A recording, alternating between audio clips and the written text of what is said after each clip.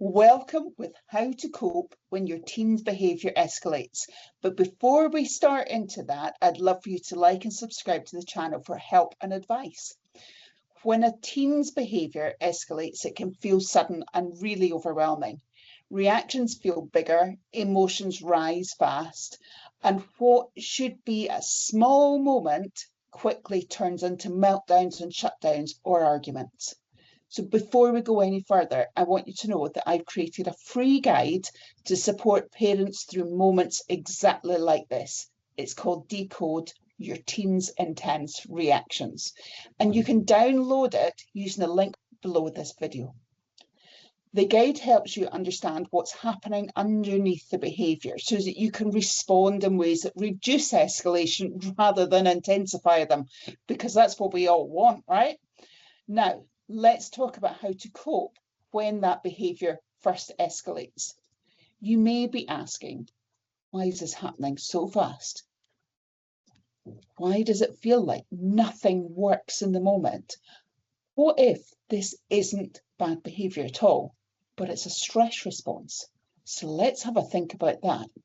And there's some steps that we can take. So step one, reframe what you're seeing. So this is about our thinking. So the most important coping step is this: assume it's stress before defiance. When a nervous system is overloaded, behaviour is often the first signal. Escalation is not a character flaw and it's not intentional. So you're not failing as a parent, okay? Your teen is not choosing this. Let's think about step two, recognising the patterns. One common pattern is a sudden emotional shift. So if you're noticing that, you can start to think, hold on, here comes a pattern. Your teen may seem fine and then suddenly become angry, tearful, or even explosive. Small triggers lead to big reactions. Let's think about those moments when that happens. If you think back, I'm sure you can remember them. The trick is going to be recognising them when they're happening in the moment, because it tells us that regulation has already been stretched thin. Another pattern is having difficulty after periods of demand.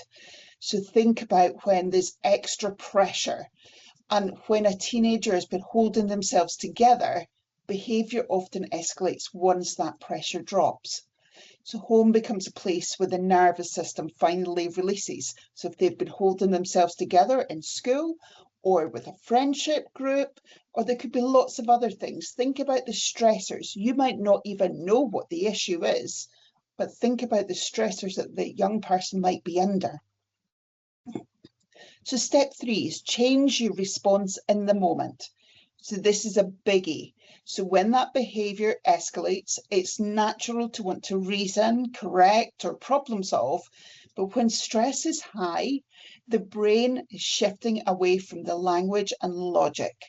So coping in the moment means that if you use language or even logic, you're going to escalate things even more. So coping in that moment means you should be lowering the demands, reducing your verbal input, and slowing things down. A calm presence works better than any explanations. Step four is understanding the escalation and the shutdown.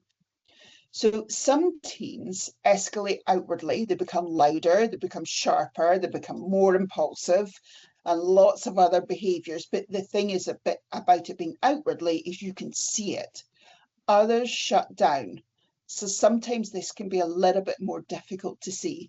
They might withdraw, they might go quiet, or they might leave the space.